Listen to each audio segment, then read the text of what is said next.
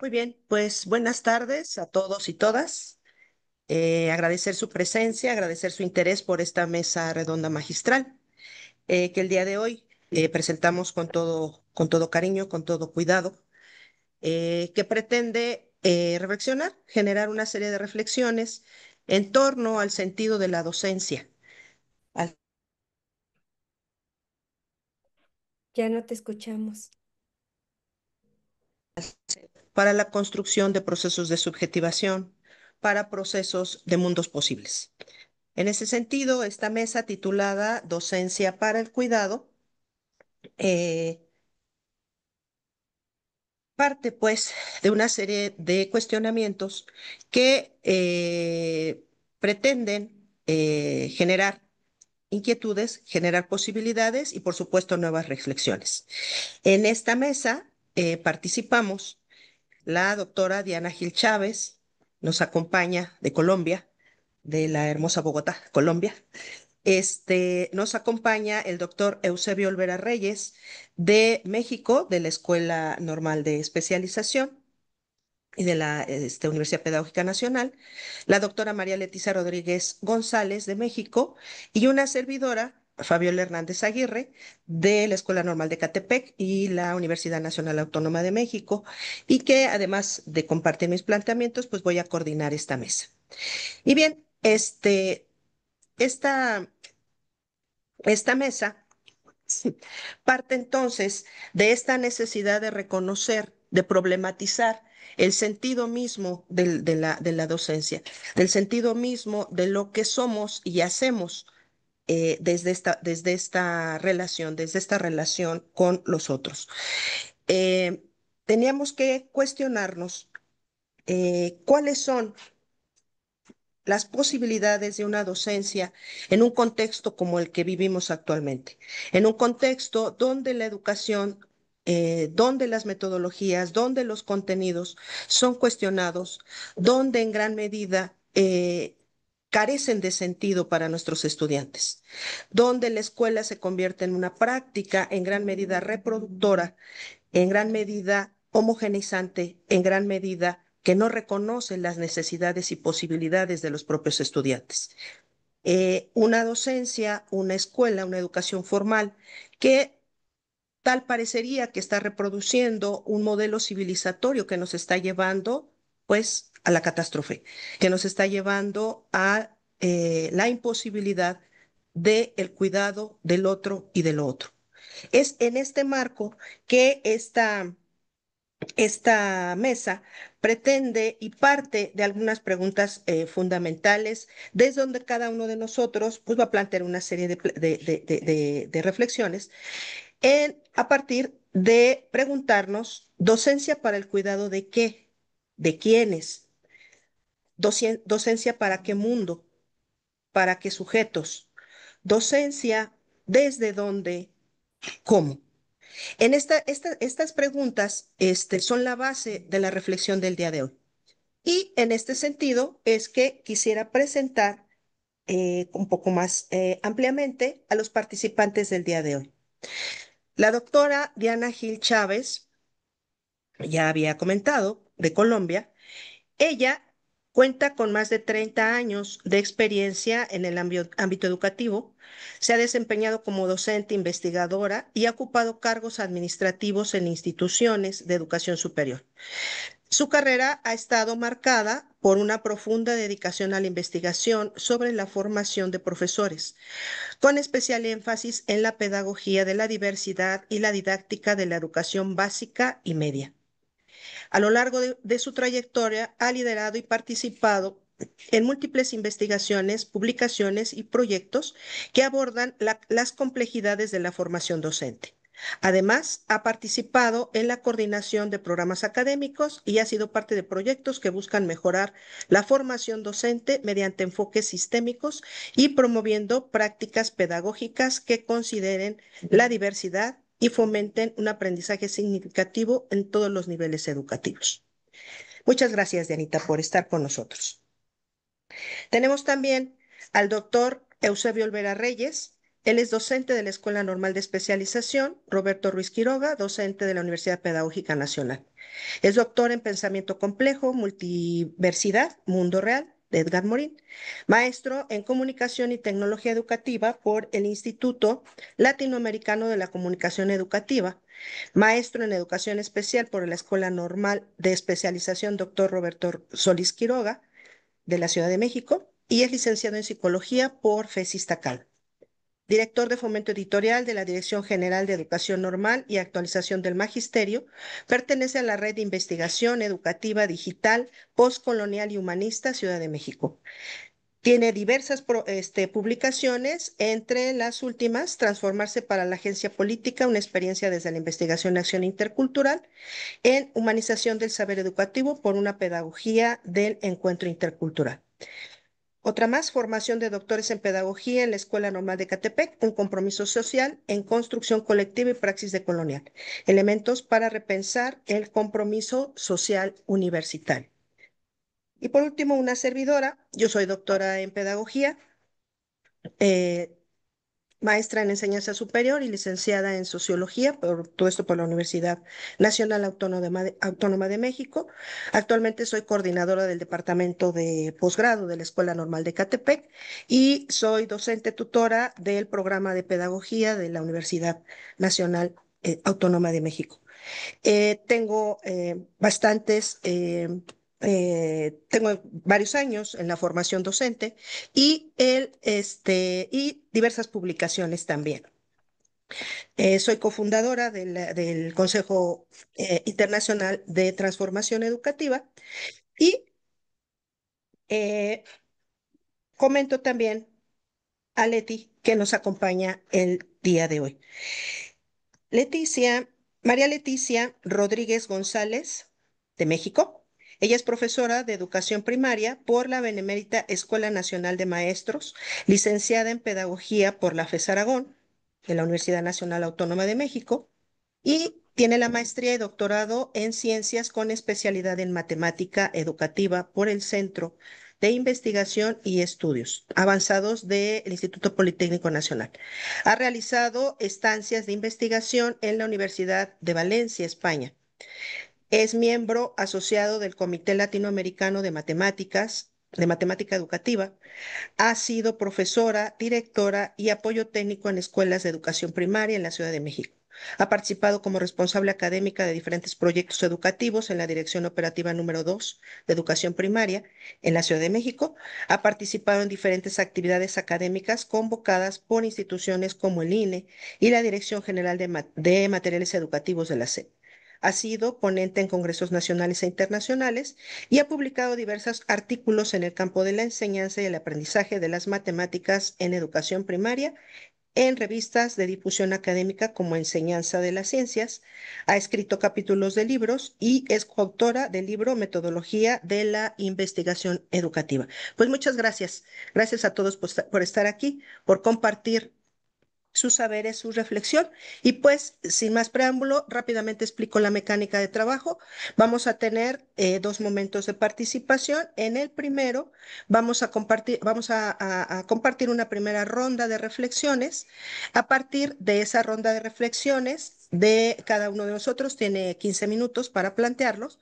Una vez que terminemos esa primera ronda, a partir de esos planteamientos, vamos a generar una conversación a partir de los principales planteamientos para poder dialogar en torno a él. Y bueno, sin más preámbulo, podemos empezar con Diana, por favor. Dianita, adelante, si gustas, si tienes presentación para que la proyectes. Por favor. Gracias, Fabiola, muy amable. Saludo a la mesa, al doctor Eusebio, a la doctora María Leticia, a ti, Fabiola, muchísimas gracias por esta invitación. Me honran con esta invitación a este quinto congreso que ha estado tan interesante y unos temas que creo yo son fundamentales. No hice presentación. Tengo algunas reflexiones a esas dos preguntas que nos hacen que son bien interesantes. Docencia, ¿para qué mundo? ¿Para quiénes? ¿Desde qué saberes y con qué fines? Definitivamente, cuando nosotros como formadores empezamos nuestra carrera docente desde que nos formamos, y nosotros en la Universidad Distrital decimos que un docente se empieza a formar desde el momento mismo en que él empieza a estudiar. Creo que a veces reproducimos las formas como nosotros, como a nosotros nos enseñaron en la escuela, como a nosotros nos enseñaron en el bachillerato, y muchas veces eso es lo que ha quedado marcado en el proceso de formación de cada uno de nosotros. Pero cuando entramos dentro de un programa de formación, cuando entramos digamos, a todas esas fuentes de conocimiento, a todas esas programas que nosotros diseñamos con tal cuidado y que siempre tenemos una visión, un propósito formativo. Entonces, cuando me llega la pregunta de a qué mundo formar, definitivamente creo que la respuesta tiene que ver con el mundo actual. ¿Y cómo es ese mundo actual en este momento? Nosotros somos sobrevivientes a una pandemia. Creo que cada uno de nosotros, de los que vivimos ese 2020, somos unos sobrevivientes. Se ha agudizado una cantidad de problemas y de situaciones en lo educativo, en lo afectivo, en lo social, que hasta ahora decimos que nos vamos recuperando poco a poco, pero que definitivamente creo que a nivel mundial han quedado unos aspectos, digamos, que han marcado esa situación que el mundo en general vivió. En el ámbito educativo también. Con preocupación se mira que se han bajado los índices de las pruebas a nivel general estatal. Tenemos estadísticas donde se dice que nosotros tuvimos un retroceso, no solamente lo dicen en Colombia, sino también en América Latina, donde, digamos, los índices en las pruebas PISA han bajado. Yo, como lo decía Fabiola al inicio, no soy licenciada en matemáticas, soy psicopedagoga, pero me he dedicado durante mucho tiempo a la formación de profesores de matemáticas, y en particular en esta área se nota cómo hay una disminución, es decir, algo pasó durante la pandemia que nos ha generado una serie de problemas frente al conocimiento, frente al aprendizaje, y ha habido un elemento fundamental que ha entrado a ser parte de los procesos pedagógicos y que en este congreso ha sido un eje fundamental, y es la parte de lo afectivo. Entonces, cuando hablamos de qué mundo, yo digo para hacer el mundo posible, para crear esos mundos posibles como lo habla Brunner. Considero que definitivamente desde la educación no podemos perder la esperanza por algo que se hablaba ayer en la conferencia central, y es la transformación, es decir, la posibilidad de crear esos mundos posibles, la posibilidad de crear realidades que sean diferentes. En nuestros países de América Latina, creo que compartimos con México el problema del deterioro, yo diría, yo no sé si en algún momento lo ha habido. En Colombia, cuando uno mira la historia, y cuando uno mira la historia de México, también es constante las guerras, la violencia, todo este problema que viene siendo parte de nuestra situación, de nuestra cultura, de nuestra economía. Entonces, ¿cómo hacerle frente a eso? Entonces, a veces lo vemos general, grande, amplio, y como que uno diría, no tenemos cómo hacer frente a esta situación. Pero cuando hablamos de la educación, definitivamente yo me uno a lo que decía Freire. Freire decía que en el prólogo que él hace de su libro de Pedagogía de la Autonomía, él dice que él le apuesta a la educación y le apuesta a ser optimista con la educación. Y él dice que no un optimismo ingenuo. Yo creo que a eso nos invita, y creo que es un planteamiento desde mi punto de vista importante, y es que la educación para nosotros tiene que ser esa posibilidad, ese lugar, ese momento en el que damos a nuestros estudiantes, ofrecemos oportunidades, les mostramos la realidad para mirarla críticamente, pero para poder construir esos mundos que nosotros queremos. ¿Para quiénes nosotros formamos? Definitivamente formamos para todos. Por ejemplo, desde el área de la matemática, a veces se considera que hay unos que están más dotados para ser matemáticos que otros. Nosotros dentro de nuestro proyecto curricular, una de las cosas que hemos entrado a romper es esa idea, esa mala idea de creer que hay unos conocimientos que pueden ser posibles para unos y no posibles para otros. Por ejemplo, la matemática en su base, en su parte fundamental, así como el lenguaje, como la comunicación, nos debe permitir leer ese mundo que nosotros tenemos, que nosotros habitamos, en el que nosotros estamos, para poder, desde lo que nos ofrece, por ejemplo, la matemática, no todos tenemos que ser matemáticos, pero sí todos deberíamos de poder tener esos elementos básicos, fundamentales, que nos permiten leer el mundo de una forma diferente, abrirnos a esa posibilidad de ser críticos frente a la realidad que nosotros vivimos. Y aquí conecto entonces con la otra parte desde qué saberes. Entonces, yo creo que hay algo que es importante, que lo hemos venido reivindicando en este Congreso, y son los saberes propios, los saberes autóctonos, lo que nos hace ser colombianos, lo que nos hace ser mexicanos, lo que nos hace ser latinoamericanos. Cuando uno tiene la posibilidad de viajar y de ir a Europa, es increíble esa situación cuando nosotros nos encontramos con alguien que es latino. Nos identificamos inmediatamente, la sonrisa, no sé, la actitud, el movimiento, somos diferentes, pero esa identidad, esa posibilidad de construir esa subjetividad con el otro, esa subjetividad que me hace a mí particular, diferente del otro, pero al mismo tiempo que compartimos eh, unos periodos de tiempo, de historia, de cultura, que solamente en la interacción, en esas experiencias que brinda la escuela, que brinda la institución escolar y que brinda la universidad, es posible hacer posible que creemos nuevas cosas, que creamos en nuestras capacidades, que creamos que es posible ver el mundo de otra forma. Entonces, cuando hablamos de cuáles son esos fines, no podríamos hacerlo a nivel general. Tendríamos que entrar a mirar que nuestra educación y la educación en general es situada históricamente, es situada en las regiones, es situada en los diferentes tipos de poblaciones. Nosotros en Colombia, a partir de la Constitución del 91, desde 1991, hemos entrado en un proceso de reivindicación de lo que son las poblaciones, de qué es lo que son las diferencias, la diversidad en nuestro pueblo colombiano. Entonces, el podernos reconocer, el podernos aceptar que no hay una sola forma de entender el conocimiento, que no hay una sola forma de hacer posible lo que estamos viviendo, es muy interesante el hecho de poder entrar en un proceso en el que nosotros reivindicamos la diferencia y vivimos con ella.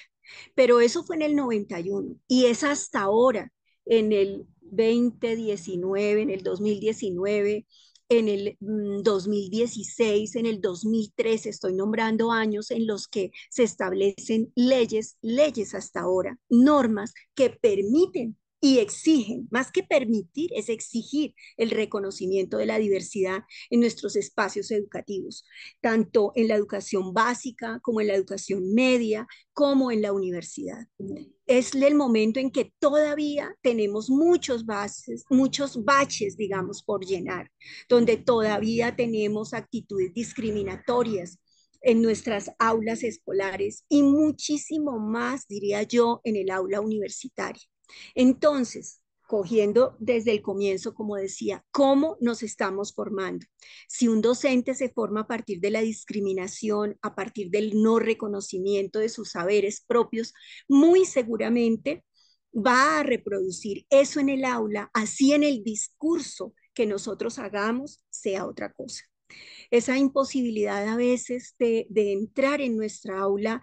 Anoche se hablaba del dejar, del no tanto contenido, sino más bien el de humanizar el contenido, el hacer lo posible, el reconocer al otro, como lo dice Scliar, como lo dice La Rosa, ¿sí? Donde dice, donde la otredad es eso que me es diferente a mí, pero que definitivamente lo reconozco, convivo con ellas, construimos entre todos mundos posibles y nos reconstruimos nosotros.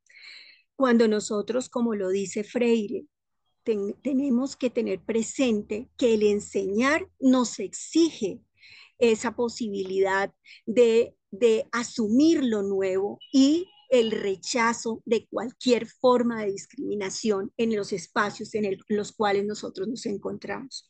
A veces no es suficiente hablar de la diversidad, no es suficiente hablar del otro, sino es más bien cómo lo vivimos, cómo lo hacemos sentir con el compañero, cómo lo hacemos sentir con el estudiante que tiene una situación de enfermedad, cómo lo hacemos sentir con el estudiante que no pudo, pero que de pronto está intentando, cómo de pronto averiguamos qué pasa con esa situación en la que de pronto enfrentamos esa problemática frente al no aprendizaje. Entonces, a mí me preocupa a veces que estemos hablando mucho de la diversidad, de la inclusión, porque nos los ponen algunos estamentos a nivel internacional, la UNESCO, la OMC, pero ¿qué estamos realmente haciendo con el compañero, con el que está al lado, con lo que hacemos diariamente, que definitivamente debe tocar esas prácticas diarias, esas prácticas digamos, de relación con el otro? Eh, Dentro esto que hablaba yo digamos, de la dificultad que tenemos nosotros eh, con el acogimiento. Nosotros en la Universidad Distrital hablamos del acogimiento a la diversidad, pero viene desde esa revisión de la deserción estudiantil. Entonces, cuando uno mira, por ejemplo, que en la Universidad Javeriana de acá de Colombia hace un estudio y dice 5 de cada 10 estudiantes que ingresan a la educación superior no logran graduarse, ¿sí? Algo está pasando, algo estamos haciendo de una forma equivocada.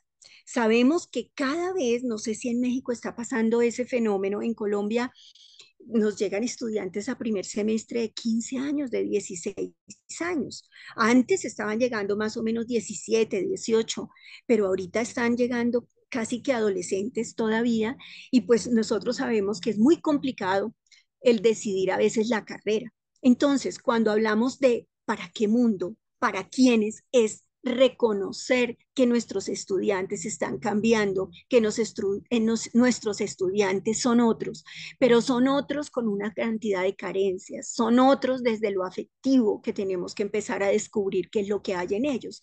Entonces, sí, hay unas cifras de deserción. En un trabajo que se hacía una comparación en este gobierno que tenemos ahora. Hay una elevación, digamos, de estudiantes que ingresan a la educación superior, pero por otro lado hay un índice que dice que está bajando la cantidad de estudiantes. Entonces, eh, ahí hay una problemática que nosotros tenemos que entrar a mirar qué es. Entonces,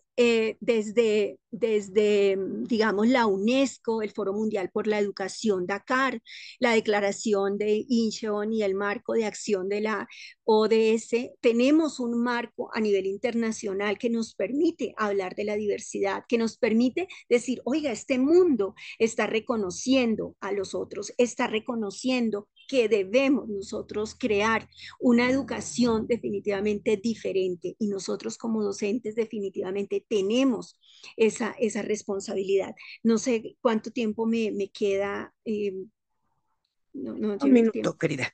Un minuto. Listo. Entonces yo quisiera cerrar con esto y es decir, definitivamente hablar de la inclusión, de la diferencia, es decir, de ese sentido que nos trasciende como una atribución de características a sujetos y grupos y se enfoca en ese desafío que tenemos en la educación, porque yo digo, si en ese uno a uno, si en ese con mi estudiante, con mi compañero, puedo reconocer su diferencia, aceptarla, convivir con ella y generar esos ambientes, si hablamos de lo escolar, esos ambientes de aprendizaje que nos permitan convivir con todos, creo que hemos creado un mundo posible diferente que nos hará construir una realidad diferente. Bueno, yo dejaría aquí para iniciar. Muchas gracias, Darita. Nos has compartido elementos muy interesantes, pero además compartidos en México. Creo que pareciera que nos estás hablando de México, ¿sí? Bueno, vamos a escuchar a Eusebio, por favor. Adelante, Eusebio. Gracias, muy amable.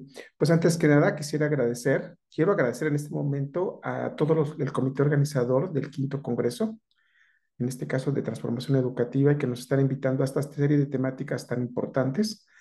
Agradecer y felicitar a la mesa que está aquí para que tengamos un encuentro y nos demos la oportunidad de tener apertura para ir identificando las diferentes lógicas con las que explicamos el mundo, para ver de qué manera coincidimos y caminamos juntos en los escenarios en los que estamos para hacer el mundo que queremos hacer, junto con los que están a nuestro alrededor. Pues muchas gracias a la doctora Fabiola, a la doctora Diana y a la doctora María Leticia. Muchas gracias por la disertación que acabamos de escuchar de Diana. Bueno, pues yo quisiera, bueno, estamos hablando del cuidado para la docencia.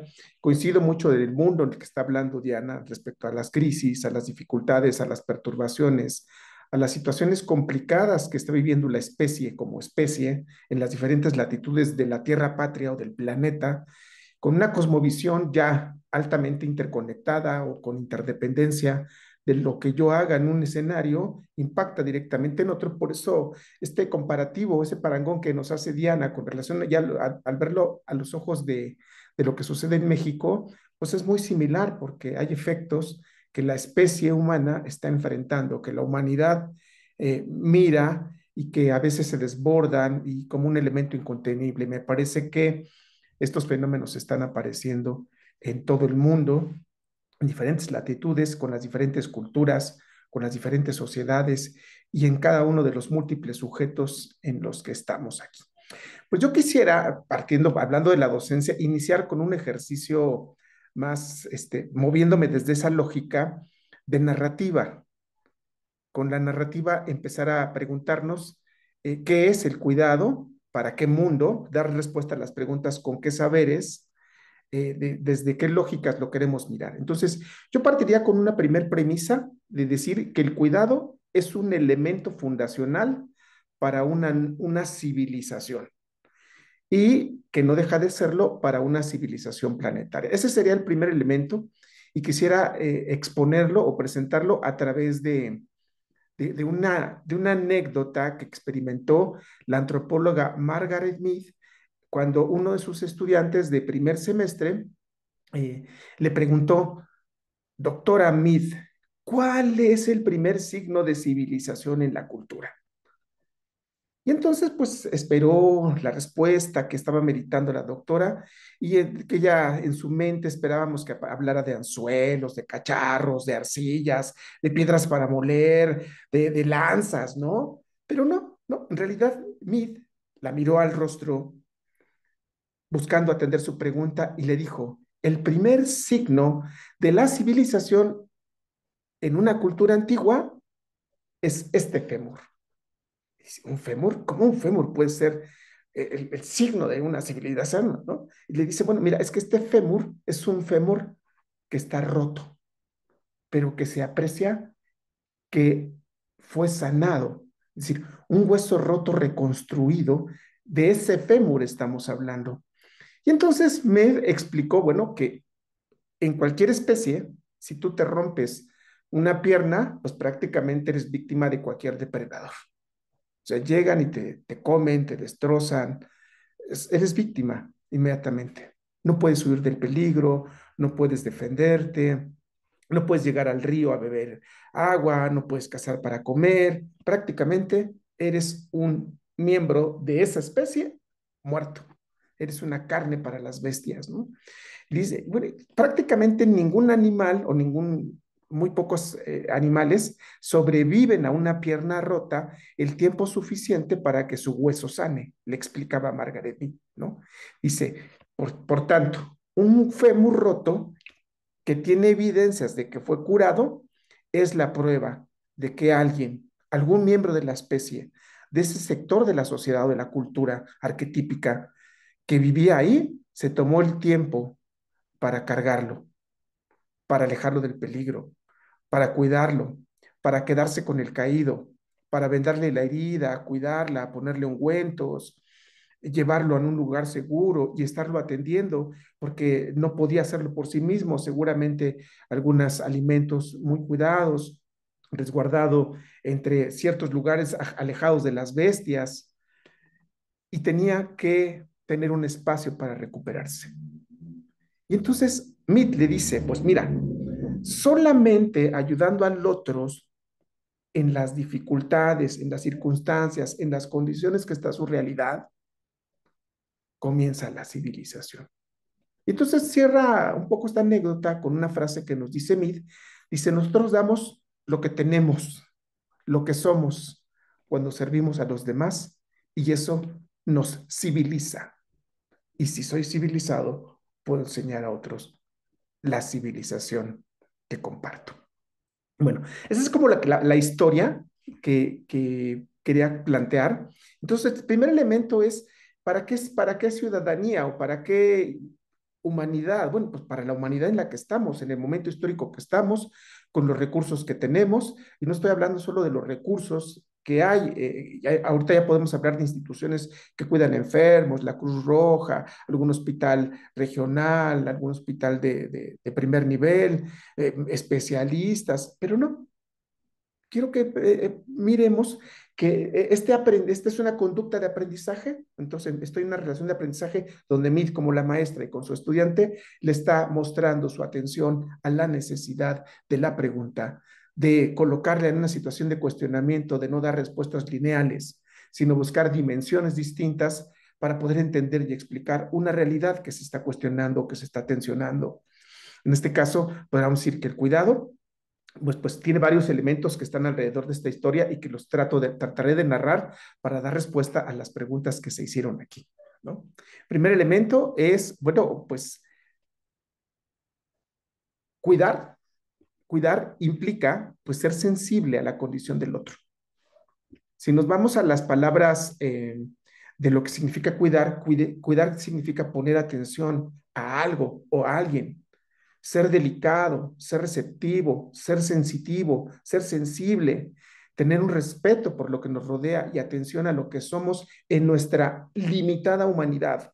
Quiero que pensemos que la persona que probablemente cuidó, no sabemos si tenía conocimientos de medicina avanzada o de medicina nuclear, seguramente no, pero con lo que sabía, con lo que tenía, con lo que conocía, atendió al otro, ejecutó un acto de trasubir, es decir, decidió elevar al otro con la condición que tenía para que pudiera vivir una mejor condición.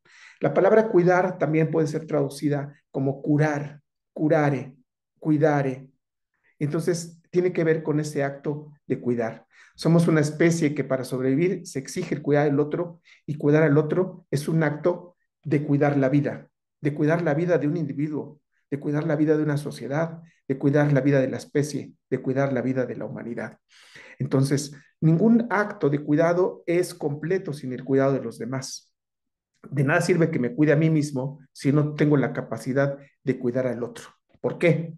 Porque cuando las perturbaciones, los caos, las incertidumbres de las que soy testigo y veo que paralizan, limitan, restringen, omnibulan, secuestran su conciencia del otro y no hacer nada, estoy poniendo en riesgo el cuidado mío y el cuidado del otro, el cuidado de la especie. Entonces es como un primer elemento. Si alguien está en riesgo, se arriesga mi propia vida, porque ese otro tiene una función, tiene un rol, tiene una manera de estar, Si yo no atiendo a mi estudiante en el lugar donde estoy poniendo en riesgo mi realidad como docente, porque me vuelvo insensible, indiferente, indolente. Yo me pongo en riesgo al no ser sensible ante la necesidad del otro.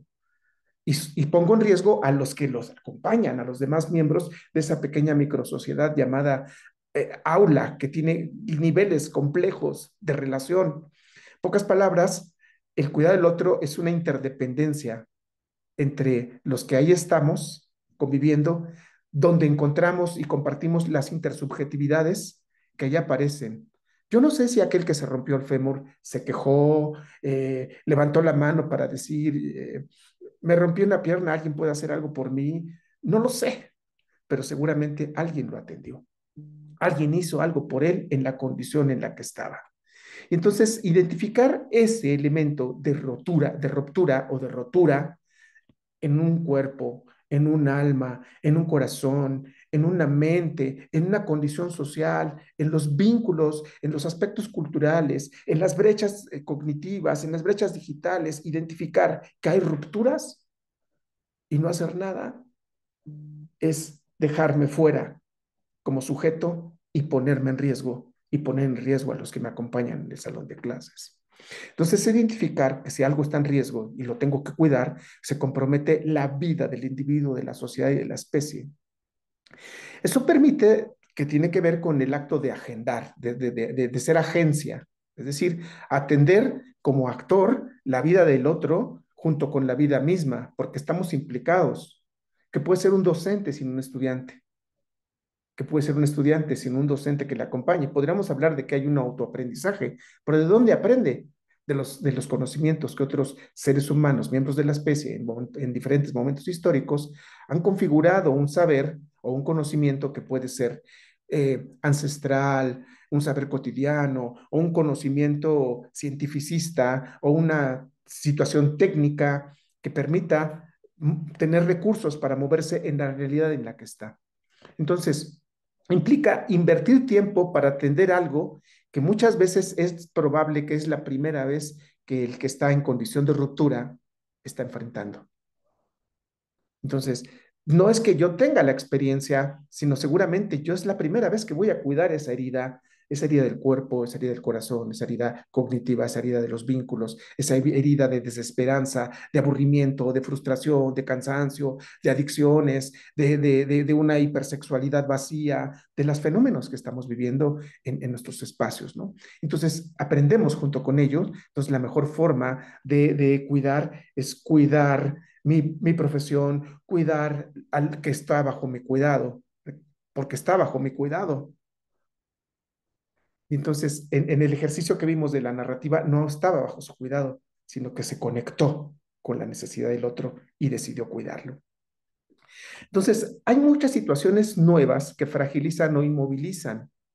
Entonces, el docente que identifica o el educador que está al pendiente de esos elementos cuando un estudiante se paraliza o se inmoviliza, como es tener un fémur roto o una parte de la vida rota o una parte de la vida perturbada, en caos, en desorden, exige una organización para poder moverse, para no ser víctima del capitalismo, para no ser víctima de las opresiones de un consumo incesante de contenidos, de objetos, de estilos de vida que lo alejan del encuentro consigo y del encuentro con otros. Y entonces lo que se busca es construir de manera recursiva un cuidado de mí o del sí y un cuidado del otro, y el cuidado del otro me cuida a mí. Si el otro, yo cuido al otro, el otro me cuida, no necesariamente en un acto de reciprocidad consciente, sino en un acto de reciprocidad conectada desde los espíritus comprometidos. En pocas palabras, cuidar al otro es, yo no sé cómo se rompió el fémur esa persona, diría Nassim Nicolás Taleb, es jugarse la piel, es jugarse el pellejo ante las asimetrías, ante las desigualdades, es enfrentar la vida, es dar la vida, no en un acto de sacrificio, en un acto de, de, de, de, de una mitología fatua, sino de un compromiso con la vida. Y eso implica que si ese personaje se rompió el fémur y estaba una bestia salvaje, arriesgó la vida para salvarlo. arriesgó la vida después para cuidarlo, arriesgó la vida y sus tiempos para poder estar ahí. Entonces, es decir, con la idea de romper o de que disminuir esas asimetrías generadas por una condición, de esas desigualdades creadas por una condición. Porque pues seguramente actualmente no todos comen porque alguien les da de comer, si alguien tiene que pagar esa comida. Entonces, hay asimetrías. Y otro elemento que nos deja ver esta narrativa es que es participar en la condición o reparación para que pueda moverse por sí mismo, porque somos vulnerables, todos somos vulnerables, el docente es vulnerable, los directivos son vulnerables, los padres de familia son vulnerables, los estudiantes son vulnerables, mi grupo es vulnerable ante los cambios que son continuos, que crean incertidumbre, caos, perturbaciones, desorientaciones, desajustes y no tener los recursos para poder enfrentarlo. Es decir, quedamos con el fémur roto. Entonces, este pequeño acto, podríamos señalar que creó actos fundacionales, es decir, el cuidado es un acto fundacional, porque dio vida a la vida del que cuidó y del cuidado. Dio vida a la sociedad, probablemente se mantuvo, se reprodujo y mantuvo a más miembros de la especie. Probablemente participó en la organización social, política, económica, vincular afectiva, de la comunidad en la que ahora probablemente le llamaban fémur roto, ¿no? Pero reparado, o fémur reparado, no sabemos qué nombre podía haber tenido esa persona, pero ¿quién no ha tenido el fémur roto? ¿Quién no ha tenido un fémur reparado? Hablando de una metáfora. ¿Y quién no ha sido cuidado? Pero también hemos sido abandonados, pero hemos sido abandonados por la indolencia, por la indiferencia, por la ausencia de civilidad. Y entonces, con ese acto, quiero pensar que se empezaron a fundar eh, acciones e instituciones del cuidado de la vida, que me parece que ese es el elemento central aquí. Cuidar la vida como un acto político, como un acto ético, como un acto de rebeldía incluso, o como un acto de desafío ante las indolencias. Ya nadie quiere meterse, porque vienen las leyes que fueron hechas para cuidarnos y vienen en contra del docente, vienen en contra de las instituciones y ya nadie quiere proteger, cuidar, atender, sensibilizar, porque ahora ya estamos comprometidos. Si yo soy testigo o el estudiante me narra que hay un acto, un acto que vulneró su realidad, tengo que reportarlo. Si no lo hago, ya fui vulnerado, porque si se enteran que me enteré, pues me demandan y me voy a prisión por no haber atendido. Entonces, ¿hasta dónde hemos llegado? Entonces, puede ser un acto de rebeldía, un acto de desafío en este mundo de indolencia, de soledad, de entregarse a los placeres personales. Entonces, atender al otro es un acto de rebeldía que me invita a vivir una postura ética que no nace de un orden, sino de un desorden que hay en el entorno actual. Es un despliegue que me moviliza mis aspectos más internos. Es un despliegue orgánico, es un despliegue vital, es una metamorfosis que tendría que ya estar viviendo como sujeto a la hora de mirar que hay otro que requiere algo y que tal vez yo pueda dar. Es un acto de generosidad. Entonces, el cuidado es un acto que funda la civilización, que funda mi carácter, que funda el carácter del otro. Es un acto de trasubir para que seamos mejores cada día como individuos, como sociedades, como especie, no importa la latitud donde estemos. No sabemos, y cierro con este elemento, qué aspectos había en el entorno alrededor de la ruptura del fémur y hasta la sanidad del fémur y la habilitación o la autonomía de ese sujeto en su condición actual. Nada lo exponía a volver a romperse el fémur, nada lo eximía de volver a romperse el fémur u otra parte del cuerpo.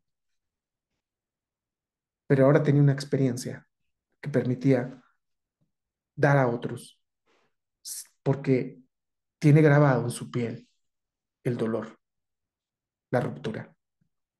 Y entonces podría comprometerse con el cuidado del otro, de los objetos, de las normas, de algunas reglas, de los ecosistemas, de la vida de otros seres. Entonces, yo voy a dejar hasta aquí este tipo de elementos que lo hice tal vez como lo haría algún profesor, cualquier profesor, por lo menos poniendo una nota, una narrativa y empezar a desglosar algunas ideas que están alrededor de ellas. Agradezco la escucha. Gracias, muchas gracias, Eusebio. Pues vamos a continuación a escuchar los planteamientos de Leti. Adelante, Leti, por favor. Muchísimas gracias. Bueno, pues voy a compartir. ¿Ya se ve la pantalla? Sí, adelante. Gracias. Bueno, pues siguiendo este hilo de ideas, fue muy interesante ver dos perspectivas, pero que todas estamos sobre el mismo, ¿no? La docencia. Entonces, yo he titulado mi argumentación en el sentido de hablar de la identidad docente de hoy, crisis entre sentidos y significados. ¿Y hacia dónde voy precisamente con este planteamiento? Creo que hay mucha congruencia con maestro Eusebio, más bien, para mí, hablar de maestro implica una posición frente al mundo, ¿sí? No tanto en cuestión de doctorados y demás, sino qué implica hablar de maestro, ¿no?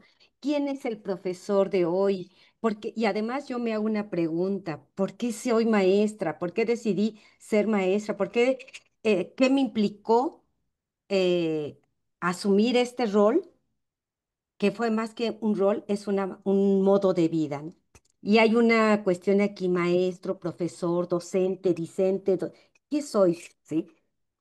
Y a mí me encanta retomar un poquito el sentido de maestro, desde el que enseña, viéndolo desde el sentido, el significado del latín, aquel que transmite conocimientos, valores y formación, pero para ello me gusta mucho retomar este ideal de los griegos, donde hablaban de ese guía, ¿sí? El paidos, el pedagogo, ese pedagogo que era o que tenía como misión formar al futuro ciudadano. Independientemente de todo lo que se diga, clasista y demás, no voy en ese sentido, sino qué buscaba, ¿sí? Cómo guiar a ese pequeño para que pudiera consolidarse como un ciudadano virtuoso, que yo manejo como las cuatro virtudes, ¿no? La justicia, la prudencia, la templanza y la fortaleza, ese cuidado de sí mismo. Además, la justicia lo pongo en esos puntos cardinales, cómo está, si lo vemos como lo acomodé, justicia y la prudencia en los pies, no perder en dónde estamos parados, esa templanza para la toma de decisiones, desde este sentido del arete y la tecné, y esa fortaleza, ese cuidado del cuerpo. Y me encantó lo que decía el maestro Eusebio, nadie puede dar lo que no tiene, definitivamente. Un docente que no está plenamente identificado con su hacer, con su eh, rol, con su hacer diario, pues no puede darlo, ¿no? Y me encanta retomar las ideas de nuestros clásicos, ese comenio que decía, el maestro debe enseñar no todo lo que sabe, sino lo que el alumno pueda asimilar, pero no solo para eso. ¿Qué buscaba Comenio con su didáctica magna? Con su Pamperia? La Pamperia era un proyecto de sociedad y la didáctica magna era una formación integral de los maestros representantes de los oficios, porque nos estamos ubicando en ese momento histórico donde era importantísimo para la vida misma. ¿Sí? Si lo vemos en los planteamientos de nuestras culturas, era por ejemplo, aquí en los antiguos aztecas, los mexicas, era formarte para una función específica, donde todos teníamos un rol, donde incluso la alimentación estaba bien planeada. Si revisamos un poquito cómo era, la alimentación estaba planeada también para el tipo de actividad que fuéramos a realizar. Con ese Pestalozzi, donde con los albores de la modernidad planteaba el maestro como ese guía y ese facilitador del desarrollo integral del niño, donde planteaba la necesidad de formar el pensamiento, el corazón y sobre todo con las manos, es decir, el trabajo es el docente como un artesano, ¿sí? En esta formación de estos pequeños.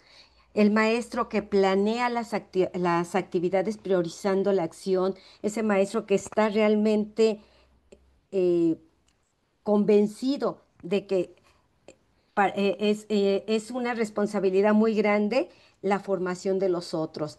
Y ese Rousseau que hablaba de ideas libertarias, que incluso lo primero que escribió fue el contrato social, donde hablaba también de este proyecto de sociedad, pero que pues se da cuenta que le falta algo y escribe después su Emilio, el Emilio como ese nombre nuevo para esta nueva sociedad, ¿sí? Y también plantea que ese docente va a ser el que va a facilitar el aprendizaje del niño con armonía y con el aprendizaje a través de la razón.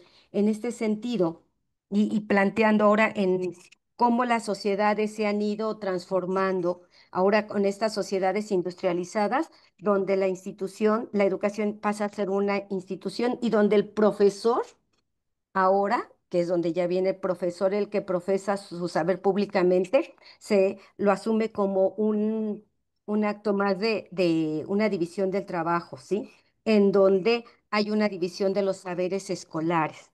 Pero ¿qué tanto el profesor se asume solamente o el docente se asume solamente como profesión, como profesor? ¿Qué es lo que está profesando en la actualidad en estas sociedades, ¿no? Y ese docente, de docente a discente, es decir, docente el que enseña y que es como una profesión, pero discente que también es el que aprende. ¿Qué estamos aprendiendo? Nosotros en los actos educativos no solamente enseñamos sino también aprendemos, decía la doctora Diana, qué tanto la inclusión está favoreciendo realmente la diversidad o es solamente una política educativa, un planteamiento más. Y esto me lleva a replantear, ¿no? Qué tanto nosotros en este nuevo momento, en esta nueva era que estamos viviendo, donde la tecnología, la ciencia y la tecnología están teniendo un crecimiento desmedido, incluso por ahí eh, se decía, ¿no? La tecnología como un una traición a la ciencia porque está creciendo y está dejando a un lado a veces la ciencia, se dice, por toda la inmersión que está teniendo en todos los espacios y la educación, pues no ha, no ha dejado, no se ha escapado de esta cuestión. Y esa crisis mundial que nos pegó a todos con el COVID, en donde hay un desvanecimiento del profesor, ¿sí? El profesor, el maestro, el docente, hay una falta de claridad de sentido de la formación pedagógica en las escuelas. Es lamentable cómo la identidad docente en estos momentos está sufriendo por una desautorización de su función, ¿sí? En ese sentido, en mis colegas decíamos, cada día que terminaba, saldo blanco, porque no hay nada, decía el maestro Eusebio, si yo estoy enterado de algo y no lo reporto, caigo en una situación de que ahora hasta puedo ser encarcelado y es una realidad, ¿no? O ahora profesores que han sufrido agresión dentro de las escuelas. ¿Qué está pasando con el profesor? Un fenómeno que se ha gestado aquí en México de renuncias de muchos profesores porque temen estar como docentes ante ante situaciones que van más allá de nuestras posibilidades, ¿sí?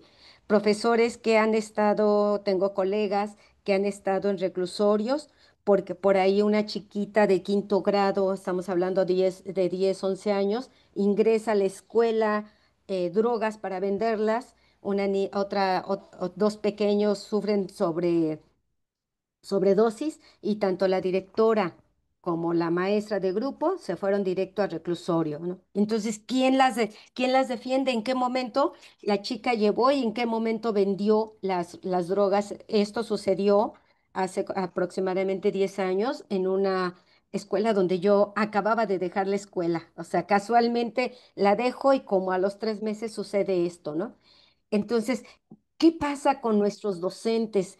Donde ahora insisto, son agredidos por padres de familia, donde se les reclama si el profesor trata de llevar eh, una educación, pues, donde enseñe valores, porque pues ya no sabemos qué actitud tomar ante la situación. No hay una claridad en la cuestión normativa.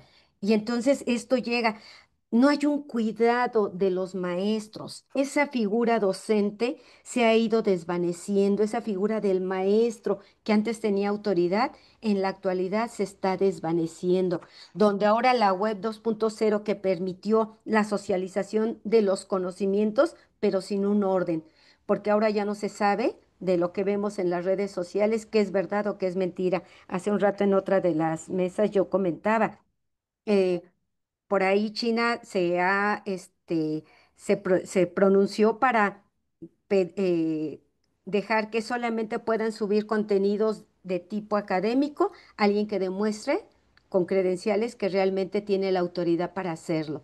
Bueno, y se le han ido encima, ¿no? Porque ahora resulta que pues la comunicación está, el conocimiento ya es tan vasto, ahora el problema es discernir, diferenciar. ¿Y dónde queda el docente? A veces el docente está explicando algo y el alumno ya está con el celular, incluso desmintiendo lo que el profesor está diciendo. Entonces, ¿a dónde tendríamos que llegar? ¿Qué le toca ahora hacer al docente para para recuperar ese espacio de formación donde Durkheim decía, es una responsabilidad del mundo de los adultos el guiar al- a las nuevas generaciones? En nuestras comunidades el papel que tenían nuestros ancianos, porque formaban el rol de sabios, eran los que tenían el conocimiento no dado por una institución, pero sí dado por la experiencia. ¿Sí? Y ahora todo eso pues se ha ido desechando. Ahora pareciera que somos, por ahí dicen, somos importantes, pero no imprescindibles, ¿no? Donde el afecto y las emociones han quedado fuera de la escuela, ¿sí? Donde la falta de claridad de la función de la escuela también es un síntoma, yo lo menciono, donde al docente incluso en la actualidad pues se dio que se han mofado de una indicación donde se pide a los profesores que vayan hasta las casas de los estudiantes para preguntarles por qué no han ido a la escuela, invitarlos a regresar a la escuela cuando está fuera de sus funciones, ¿no? Entonces, ¿cómo para unas cuestiones nos piden que lo hagamos y para realmente llevar a cabo nuestras tareas educativas no lo permiten porque además ha habido una sobrecarga de actividades administrativas donde poco le dejan al profesor precisamente llevar a cabo sus funciones, ¿sí? En donde también el profesor ahora es psicólogo, pero tampoco puede apoyar, aunque tenga la formación de psicología, como ustedes saben que muchos de los profesores pues tienen alguna otra especialidad, pero no la pueden ejercer dentro de la escuela. Sin embargo, lo hacemos, ¿sí? Cuando algún padre de familia, algún niño se nos acerca o vemos que está triste, nos acercamos. Pero ¿cuántos de nosotros nos hemos vuelto indiferentes? Porque ahora pues ya ni siquiera podemos dar una palmadita en la espalda de no te preocupes, porque ahora todo eso se puede considerar como un acto de agresión hacia el niño. Entonces, ¿cómo se están desvaneciendo esas fronteras del afecto y la agresión, ¿sí? En donde todo puede ser malinterpretado o puede ser interpretado de acuerdo con ciertas finalidades y el profesor se queda totalmente desprotegido. Esas tareas, decía yo, como de psicólogo, pero sí somos, pero no somos. Cuando conviene lo somos y cuando no, no.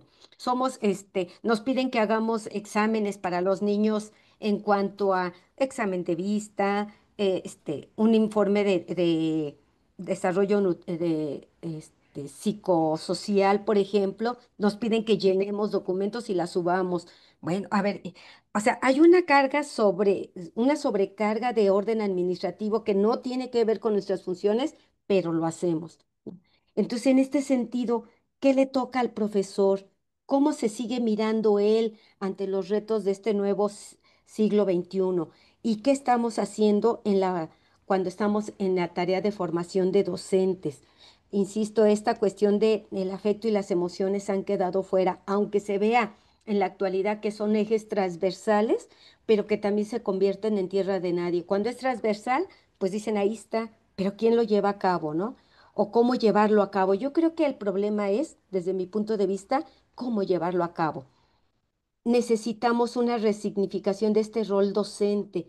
y es decir, quién soy, quién soy, cómo me asumo, por qué sigo siendo docente, cómo cuidar mi cuerpo y mi mente, ¿sí? Yo recuerdo que en una de las escuelas me decía una maestra que en México tenemos escuelas de diferentes modalidades, de diferente organización, escuelas regulares que tienen un horario de 8 a 12:30, escuelas de jornada ampliada que tienen un horario de 8 a 2:30 más o menos aproximadamente. Y obviamente el currículum para ocupar esas horas extra, pues se le agregan algunas actividades o ejes. Escuelas de tiempo completo que tienen un horario de 8 de la mañana a 4:30 de la tarde con espacio de comedor. Y entonces, pues yo cuando llego como directora de una escuela de estas de tiempo completo, pues, insisto, yo digo, para mí todos los espacios son pedagógicos y el comedor no era un restaurante, sino para mí era un espacio pedagógico para aprender a cuidar el cuerpo desde la alimentación sana. Y recuerdo que cuando llego me dicen las profesoras, una de las profesoras, no, maestra, lo que usted quiere es que todas seamos delgadas como usted. Y aquí estamos acostumbrados a comer bien. Y cuando me dicen comer bien, yo pregunto, ¿y qué es comer bien? ¿Sí? ¿Dónde está el proyecto pedagógico? ¿No? Y eso pues me llevó a pensar que ni siquiera para nosotros como docentes teníamos cuidado de nuestro propio cuerpo, ¿no? O cuando el médico nos dice, es que tiene sobrepeso y vemos al médico y pues es un médico obeso o una médica obesa y que nos dice que tenemos que tener ciertos cuidados, pues hay una incongruencia, ¿no? Y la mente también, ¿qué tanto cuidamos nosotros nuestra mente? ¿Qué tanto atendemos nuestra salud mental? Porque efectivamente nadie puede dar lo que no tiene. Un profesor o una persona que tiene problemas las va a reflejar independientemente de que digan. Me acuerdo que cuando estaba en proceso de formación en la Benemérita Nacional de Maestros, decía un profesor, los problemas se quedan de la puerta para afuera. A ver, yo digo, ¿cómo se puede hacer eso, no? Que me digan cómo, porque yo nunca lo he podido hacer, ¿sí? ¿Qué proyecto de porvenir hemos construido o yo misma he construido, ¿sí? Y ahora a otra cosa que yo les decía, disfrutar lo que hago y vivo con mis alumnos. Yo lo disfruto el estar con mis estudiantes, disfruto lo que hago. Yo creo que ahí está una de las claves, disfrutar lo que hago y no pensar, "Uf, otro día más de trabajo", ¿sí?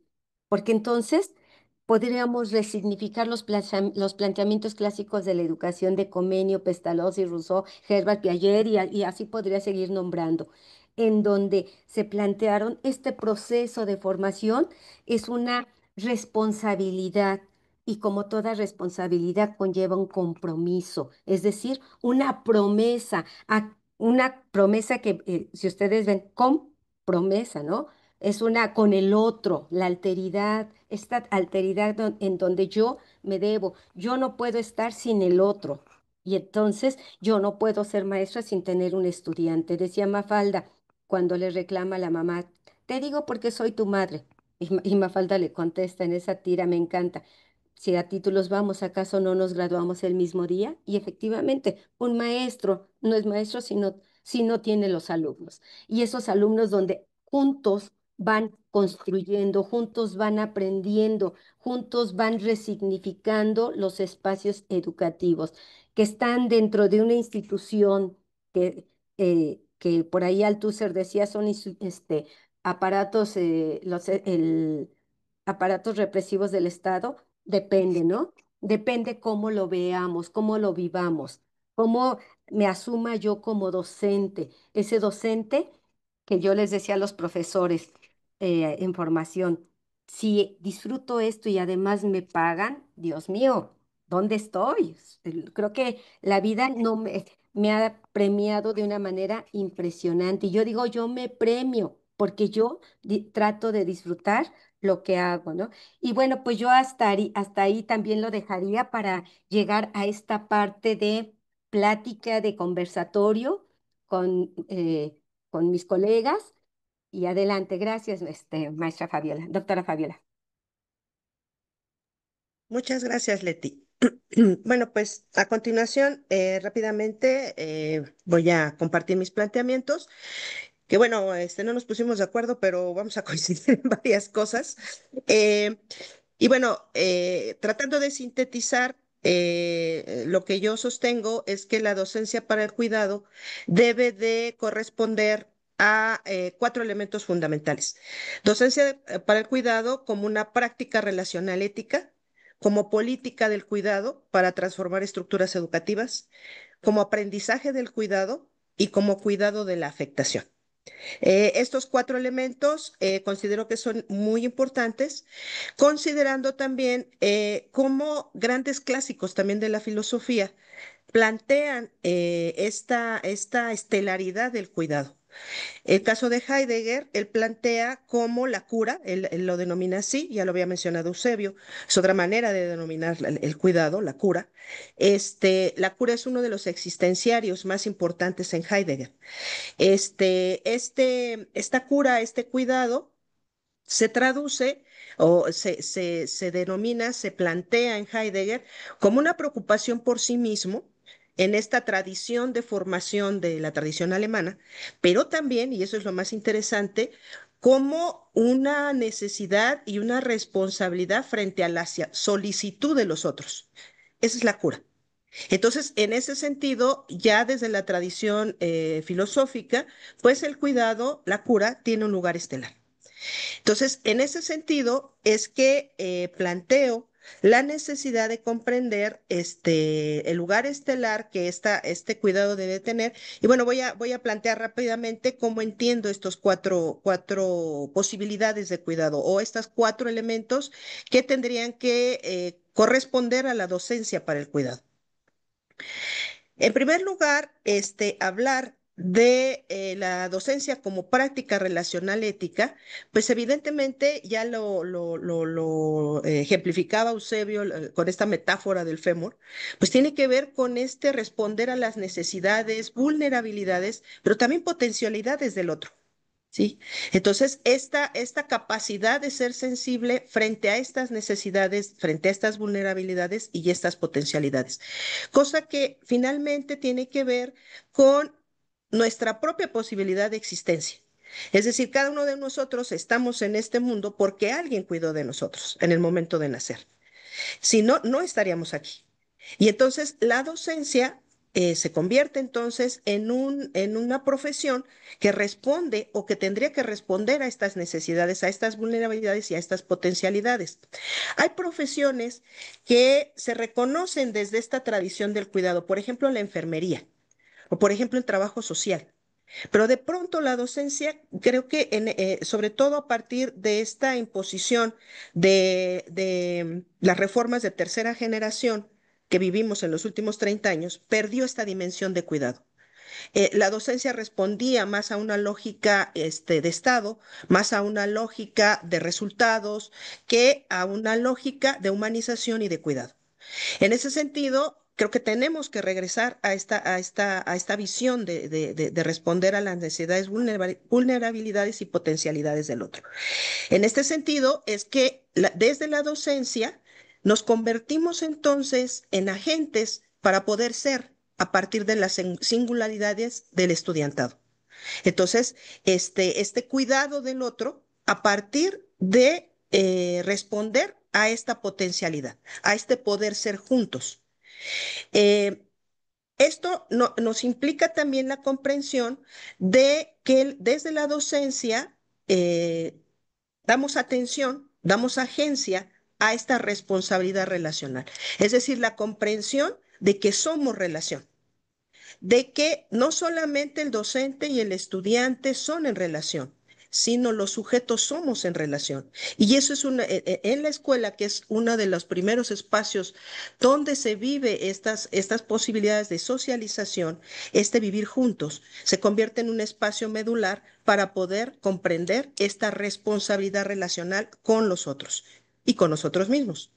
En este sentido, una praxis docente, desde la sensibilidad y la capacidad de respuesta, se conviertan en criterios éticos centrales. Y desde aquí, la estelaridad del cuidado del otro y lo otro.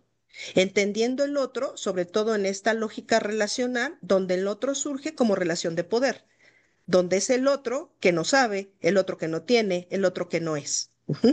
Desde esta lógica, considero que la docencia del cuidado, más que preocuparse por la diversidad, tendría que preocuparse por la desigualdad y la diferencia. En este sentido, también este cuidado de lo otro, entendido no solamente como todo lo que nos rodea, como la madre tierra, sino también lo otro, es decir, lo que aún no soy. Entonces, en este sentido, la docencia se convierte en un dispositivo central para este cuidado del otro y de lo otro.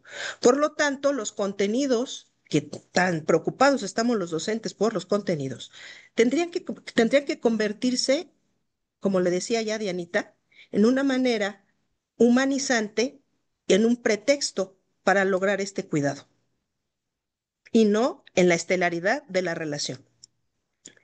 Por otra parte, el cuidado como política es transformar estructuras educativas. Es decir, creo que el docente o los docentes tenemos que tener claridad de que el problema no es solo individual.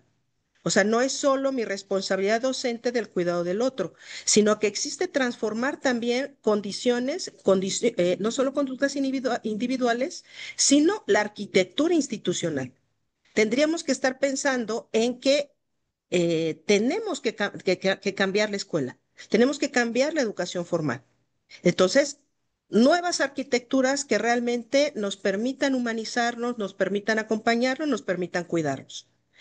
En este reconocimiento institucional, por supuesto, la redistribución del trabajo y la reevaluación social de la docencia. Ya ustedes han mencionado, pues, el contexto actual en el que estamos ejerciendo la docencia. Tendríamos que pensar también en otra arquitectura curricular. El currículum de pronto se convierte en camisa de fuerza, donde no podemos realmente reconocer y cuidar del otro y cuidarnos de nosotros mismos como docentes. Entonces, pensarnos como una docencia creadora de construcciones instituyentes. Políticas también, recursos y distribuciones del trabajo deben orientarse a sostener el cuidado educativo. Entonces, más que pensar, reitero, en contenidos, en resultados, en números, pues tendríamos que pensarnos desde lo educativo en la construcción de nueva humanidad.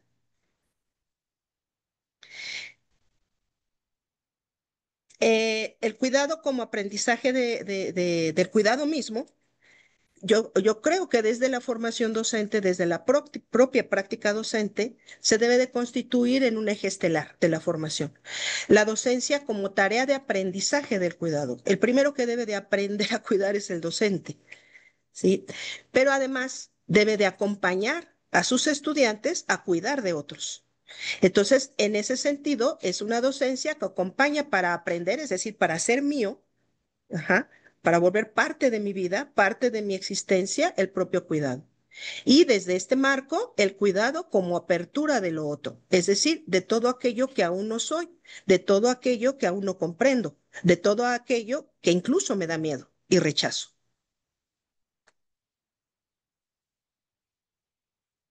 Y por último, la última esfera, el cuidado como afectación.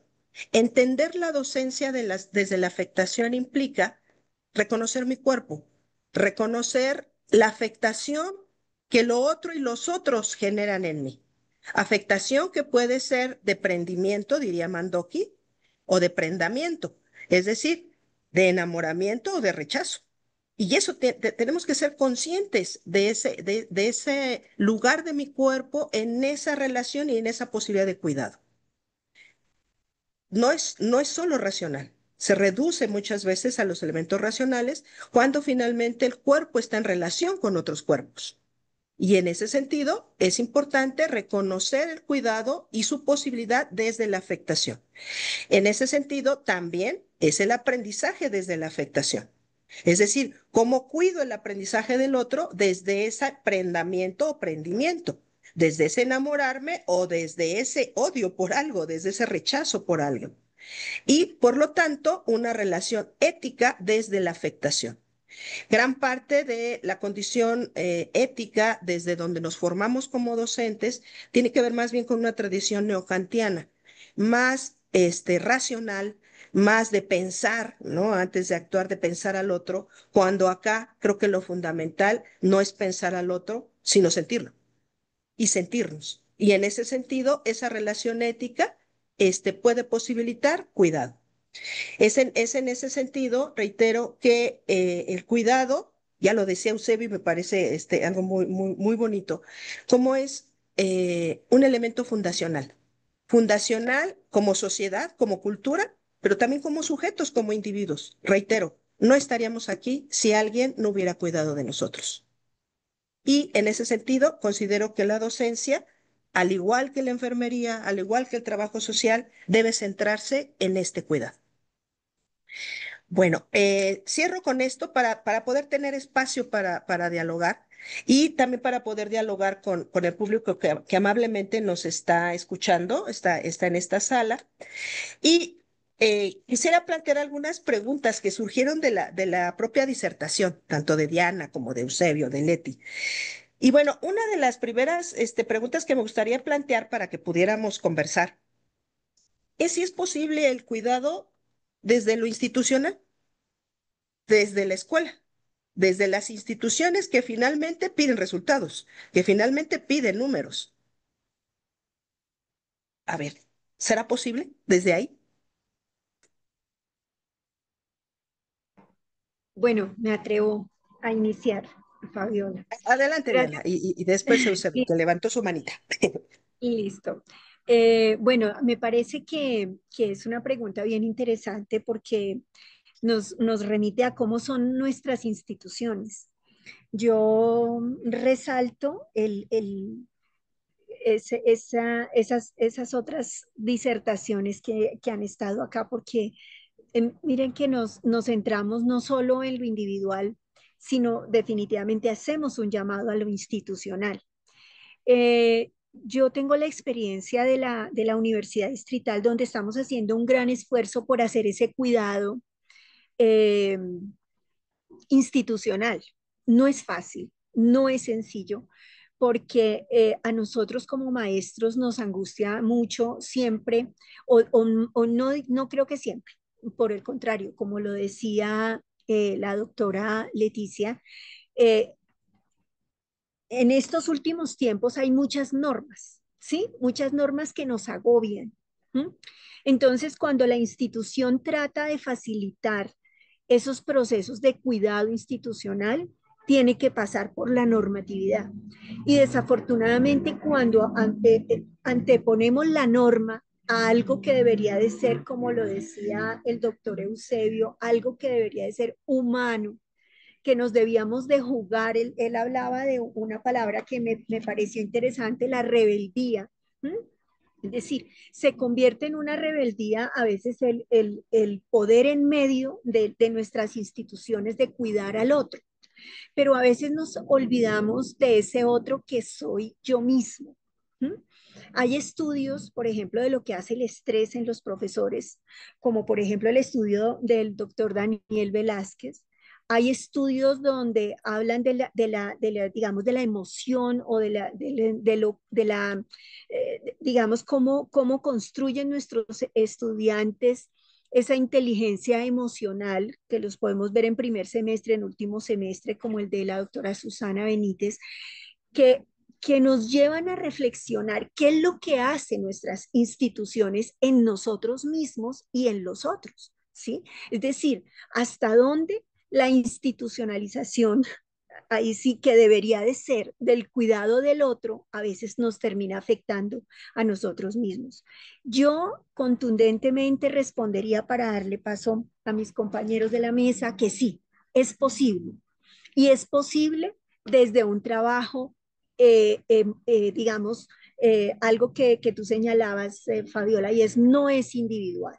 ¿Sí? Cuando nosotros hablamos de un estudiante, por ejemplo, tenemos la experiencia en la universidad de un estudiante que está, por ejemplo, en una situación de discapacidad y que está en riesgo de perder su cupo por bajo rendimiento, Ahí tienen que intervenir bienestar, tiene que intervenir una tutoría o mentoría de un estudiante, tiene que intervenir un docente que está dispuesto a cambiar sus prácticas. Por ejemplo, algo que para algunos es difícil a veces utilizar una plataforma, tener los contenidos allí organizados, etcétera. Es decir, que nos disponemos para ayudar al otro definitivamente en lo individual no lo podemos hacer. Por eso creo que sí es posible desde lo institucional.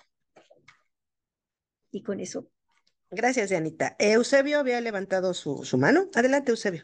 Muy Y amable. luego, Bueno, preferiría ser contundente con un sí, si queremos.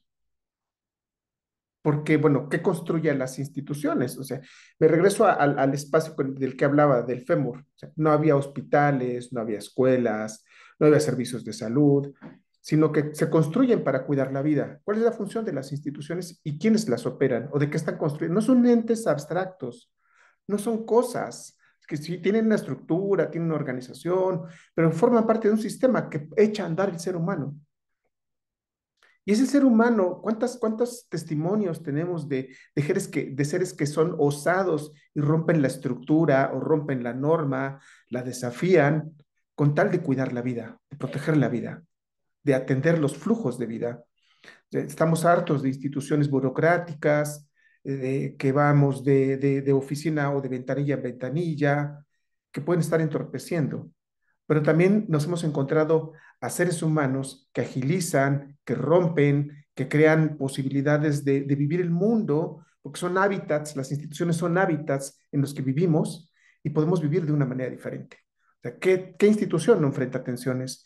¿Qué institución no enfrenta momentos de solaz? ¿Qué instituciones no nos han beneficiado? O sea, a través de los que trabajamos en instituciones, todos trabajamos en alguna institución, privada, pública, emergente, como sea, nos permite sentirnos vivos o ahogados. Entonces, en lo particular, me parece que hay despliegues en la medida que decidamos movilizar nuestras prácticas relacionales con la institución, con la necesidad inmediata, dándole atención al elemento situado que nos estás exigiendo, qué nos exige, qué nos demanda, qué podemos hacer, y que muchas veces son inciertos, son caóticos, pero cuando hay una hipervinculación intersubjetiva de la necesidad del otro con la mía y quiero que se resuelva, con todo y que hay estorbos, con todo y que hay burocracias, pues le mostramos los caminos para que salga exitoso. Creo que es posible, si queremos que sea posible. Los mundos los construimos actuando, hablando, haciendo con el otro. Gracias. gracias, Eusebio. Adelante, Leti. Sí, muchas gracias. Mira, yo parto de que sí, y a partir de esto, para mí el acto educativo es un acto de amor. Un acto de amor, un acto de intimidad donde confluyen diferentes historias, pero ninguna sobre la otra. O sea, no hay un acto de intimidación. Como tú decías hace un momento, no se trata de un acto de poder. O si lo hablamos de un poder, como la posibilidad de hacer, ¿sí? Entonces, en ese sentido, yo considero que si hay muchas posibilidades en porque a pesar del control que ejerza cualquier institución, sobre todo la educativa, que quiere rendir números, que nos exigen ciertos niveles de aprobación, etcétera, etcétera, finalmente el aula es un espacio privilegiado, en donde en el aula el control lo ponemos nosotros mismos. Y yo creo que es ahí donde podemos verdaderamente ejercer nuestra relación con el otro. Es donde yo creo que hay la posibilidad de aprender juntos, insisto, de hacer ese espacio como ese espacio de amor, donde esperamos ansiosos el momento. Para muchos niños, de verdad, llegar a la escuela es el espacio donde se sienten seguros, ¿sí? El espacio donde yo puedo platicar, donde yo sé que voy a ser recibido, que voy a ser aceptado. ¿Por qué? Porque hay una persona que en este caso la figura docente es fundamental para abrir esas posibilidades, para abrir darle entrada a la diferencia, ¿sí? A la diferencia donde cada uno somos distintos, somos únicos, pero que tenemos la posibilidad de interrelacionarnos con el otro, donde yo soy a partir del otro, si no, no soy diferente. A partir del otro es como logro ser diferente. ¿Qué es lo que me diferencia ante los otros? Y por lo tanto me permite estar cohesionado con ese grupo. Entonces creo que sí, hay mucho espacio a partir de cómo me miro yo como docente y que finalmente las carencias de los otros me van a ir consolidando como propia docente, como propia Leticia. Yo siempre les digo, soy Leti, Leti. ¿Quién es Leticia? Leticia es la que está aquí con ustedes compartiendo este momento para poder vivir. La docencia es una vivencia, es una vida totalmente. Quien no se asume así, pues sí me preocupa, porque tenemos como responsabilidad, insisto, yo sí le asumo mucho estas ideas durkheimianas, tenemos un compromiso con la sociedad y es la formación de nuestras nuevas generaciones. ¿Sí? Pues muchas gracias. De nada, Leti. A ver, aderezando un poquito. Señalan la posibilidad desde la institución, pero bueno, hace rato señalaba Eusebio en esta metáfora bonita del fémur la necesidad de atender rupturas, de ser sensible a la condición del otro. El asunto es qué tanta posibilidad tenemos de eso, qué tanta espacio cuando finalmente pues tenemos un currículum que tenemos que atender, tenemos perfiles que lograr. Hace rato también Dianita hablaba de las pruebas internacionales que también se convierten, ¿no? En ataduras, se convierten en compromisos internacionales. Entonces, cuando, por ejemplo, acá en México, la docencia, especialmente obviamente en educación básica, pues se vive como profesión de Estado. O sea, ¿qué tanta apertura tenemos? ¿Qué tanta posibilidad de atender esas rupturas? De atender las rupturas de lo humano, de nuestros estudiantes, pero también de nosotros como docentes. Adelante, Eusebio. Bueno, ¿cuál es el momento histórico que vivimos? Una cultura del rendimiento, del mérito, de la productividad, del individualismo, de la soledad, del abandono. Esto se impuso ya como una manera de habitar el mundo. Y entonces el otro, el que está a mi alrededor, es un obstáculo, es un competidor, es, es una amenaza. Entonces, habitar el mundo con esa lógica impide que podamos habitarlo de otra manera, ¿no? Entonces, creo que un primer elemento que tendríamos que estar mirando es que estamos altamente interconectados como especie, como sujetos o como individuos, como sociedad. Y estamos viviendo en una inercia que nos impide darle salida a otros despliegues posibles de cómo habitar con otros rituales, con otras prácticas, con otras lógicas, con otros lenguajes, con los recursos que ofrece la propia institución, con lo que hay. Y si no hay, bueno, podemos ver que se pueden habilitar otras maneras. Ayer estaba leyendo que este es el año, o esta actual gobierno es el que en menos de un año ha traído más reformas sobre las instituciones. Eso no quiere decir que las operen, pero se han cambiado las lógicas. El mundo está cambiando a partir de las crisis. Y entonces, yo quisiera regresar a la metáfora con la que empecé y decir, queremos que ese sujeto, regresando a lo que nos decía Hernando, queremos que ese sujeto del fémur roto vuelva a bailar, que se una a otros ritmos, que tenga la oportunidad de danzar y explorar con lo que le ofrece su entorno, los ritmos que le está tocando, para poder sentirse feliz, gustoso, entusiasta, alegre, con posibilidad. ¿O queremos seguir manteniendo esta lógica de productividad, de competencia, de violencia, de abusos, de supremacías, de autoritarismos? Me parece que la respuesta está en los que estamos haciendo el mundo, con lo que queremos hacerlo. Y saber enfrentar estas otras partes que me encantó que decía la doctora Fabiola, lo que nos da miedo, que puede ser como lo que planteaba Nussbaum, ¿no? El asco, el miedo, la ira, la violencia que me puede estar generando estar en un escenario que me inhabilita porque me estresa, me crea impotencias, pero yo no puedo resolverlas solas, tengo que pedir ayuda. Yo también como educador tengo que pedir ayuda a los cuidadores de la salud mental, a los cuidadores de la salud orgánica, a los cuidadores del respeto de las normas para proteger mis derechos, como un profesor que tenga una condición digna en mi espacio y una condición de cuidado, de dignidad, de trato de la sociedad, de los padres de familia y de los estudiantes hacia mí. Es decir, es un elemento que tiene múltiples niveles de realidad y que no se puede ceñir a una relación causa-efecto,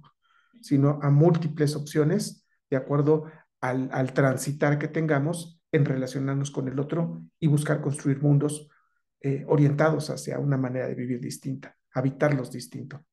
Gracias. Muchas gracias, José. Adelante, Dianita. Bueno, disculpen que me sacó el internet un momentico y volví. Bueno, yo creo que digamos, vuelvo a reiterar. Yo tengo un trabajo en el que reviso el término o el significado de la palabra formación. ¿Mm? Y hay una formación, como por ejemplo autores como Freire, Zambrano, Meriu, hablan del ser, o sea, de esa formación del ser. Y hay otros más, Dewey, otros que hablan de la formación para el hacer y otros que hablan de la formación para la transformación de la sociedad, de la cultura, de todo eso. Entonces, yo reivindico esa primera forma de entender la formación. Definitivamente, primero tenemos que, Fabiola lo decía, aprender y para que otros puedan aprender a cuidar. Entonces creo que los primeros que debemos de aprender a cuidarnos somos nosotros. ¿Mm? Y muchas veces nuestras instituciones, mm, creo que el doctor Eusebio lo ha dicho muy crudamente, pero muy bien, este ritmo tan acelerado que nosotros tenemos.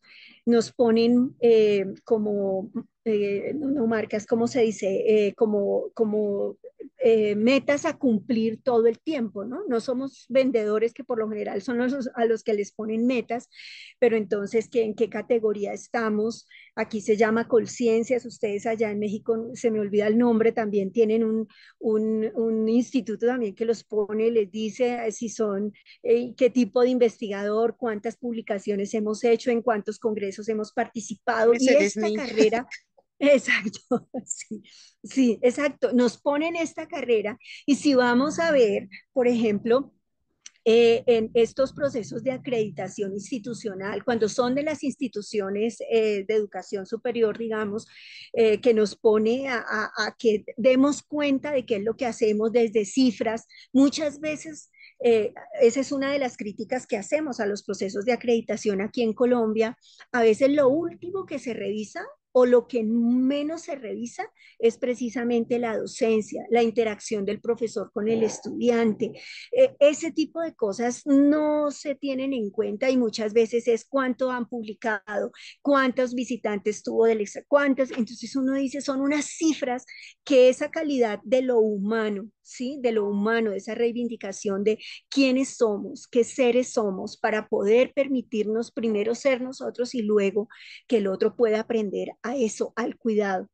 Yo, si algo me llevo de lo que hemos hablado acá en esta mesa, es ese término de cuidar, ¿sí? Yo no, digamos, la docencia como el cuidar del otro, ¿m?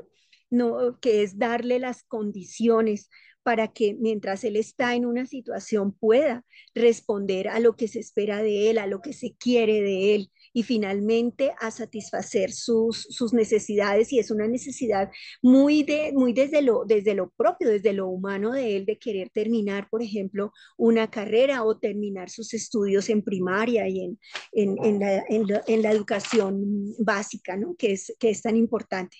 Yo creo que es eso, nos toca humanizar las instituciones y dejar de tantas cifras dentro de ellas. No sé si sea posible, yo a veces lo dudo, pero a veces podemos utilizar esas métricas para podernos mirar de forma diferente. Y creo que ellos pueden exigir eso, pero nosotros podemos darle otro sentido a lo que hacemos y a las cifras que colocamos. Gracias, Dianita. Adelante, Leti. Pues esta última reflexión me llevó a replantear qué tanto de verdad a veces estamos tan en contra de estas pruebas estandarizadas, de esas exigencias institucionales, pero que también tener cuidado a lo que nos referimos con humanizar, sí, porque a veces lo llevamos tanto al plano, ay, no sé cómo mencionarlo, en el sentido de que descuidamos esta otra parte de formación, porque la formación, desde mi punto de vista, el punto de partida debe de ser el yo. ¿Quién soy? ¿Sí? ¿Cómo voy a formar al otro? Y después a ese otro que vive en un mundo. ¿Cómo es? ¿Qué características tiene el mundo? No puedo desdeñarlo. No puedo decir, no, pues yo voy solamente por eso, sino que tanto el otro que estoy conformando, en el otro con el que estoy comprometido, lleva realmente las herramientas. ¿A dónde voy? Por ejemplo, el, el- la adquisición de los sistemas de escritura, ¿sí? Donde dicen, no, pues el niño va a aprender en no sé en cuánto tiempo, ¿no? Y resulta que tenemos niños en sexto, en secundaria, me encontré en bachillerato, donde no saben leer. Y es niño que no tiene las herramientas básicas, ¿a dónde lo estoy enviando? ¿Sí? Creo que también esa parte también debe de ser fundamental. Hay maneras de cómo llevar a cabo, ¿sí? Pero también es plantearme en un principio de realidad, ¿qué mundo estoy viviendo?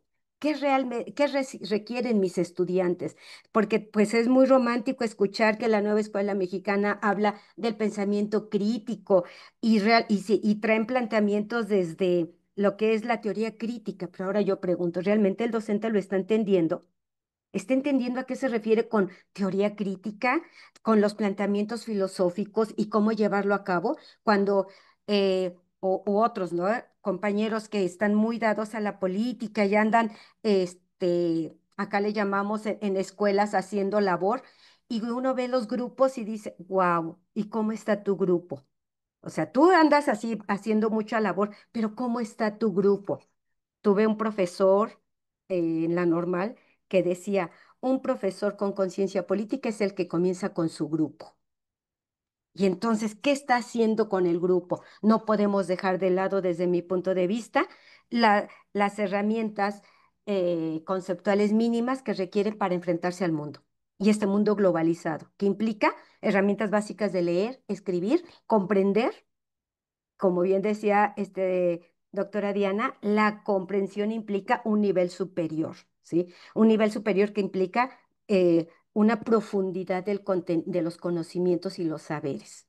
Y en ese sentido, no podemos dejar de lado finalmente ciertos parámetros que yo insisto, no nos deben marcar, pero sí deben de tener qué tanto mis estudiantes realmente están aprendiendo. Porque insisto, pues yo me he encontrado estudiantes en nivel de bachillerato, por ejemplo, en matemáticas, que cuando yo soy profesora, bueno, fui profesora de matemáticas, como bien escucharon, me formé en el CIMBESTAB en matemática educativa, especialmente pensamiento numérico. Y me encuentro que en bachillerato los chicos no podían entender qué era una fracción y una suma de fracciones de un medio más un cuarto, ¿no? En bachillerato. Entonces, ¿hacia dónde estamos llevando a nuestros estudiantes? Pero además, ¿qué implicación tiene que el niño aprenda o el adolescente esta relación de un medio más un cuarto? En una ocasión en un supermercado por ahí llegué y le dije, ¿me puede vender, no sé, un octavo de, creo que era nueces o no sé qué? Y me dice el vendedor, no, yo no le puedo vender un octavo. Le vendo, yo puedo vender un kilo, medio kilo, un cuarto o medio cuarto. No, por eso. No, no, no, eso no existe. Le puedo vender, y me lo volvió a repetir. Y mi hija me codea y dice, y yo, o sea, ¿quién estaba fuera del principio de realidad? Era yo, ¿sí? Porque, a ver, ¿qué está entendiendo la cotidianidad? ¿Sí? Entonces, aquí es muy importante de verdad reflexionar qué es lo que estamos haciendo. doctora Diana, cuando mencionaba no, que todos tienen la posibilidad de matemáticas, claro, ya la neurociencia con los trabajos de DAN ha demostrado cómo nacemos con esa capacidad para aprender el mundo desde diferentes perspectivas. Y obviamente el pensamiento matemático está presente desde los primeros meses de vida, ¿sí? ¿Por qué? Pues porque las prácticas cotidianas así lo son, pero ¿qué tanto los docentes realmente lo reconocemos? Entonces, desde mi punto de vista, considero que sí es importante finalmente considerar ciertos parámetros para ver cómo, hacia dónde estamos llevando a cabo los procesos de formación, pero no es para terminar un nivel educativo o para decir, sí logré la meta, no, sino para un sujeto que va a vivir en el mundo, que está viviendo en el mundo y que en la vida cotidiana los niños desde el principio se enfrentan, desde cuando traen su dinero en la escuela y quieren ir a comprar. Desde ahí, simple y sencillamente, ¿no? Pues hasta ahí lo dejo, gracias. Gracias, Leti. Bueno, antes de que cerremos, por ahí se me quedaron varias preguntas, pero creo que ha fluido la conversación. Quisiera abrir un espacio con los que amablemente nos acompañan en esta sala. De hecho, por aquí ya hay una pregunta de Fabián que dice, ¿cómo construir los mundos posibles frente a la violencia que se transpira de manera natural en lo cotidiano? Es una de las preguntas de Fabián. Además de esa, quisiera abrir el micrófono para nuestros queridos acompañantes en esta mesa. Si tienen algún comentario, alguna pregunta, adelante, por favor. Hola, buenas tardes. Hola, Creo que, Susi, adelante.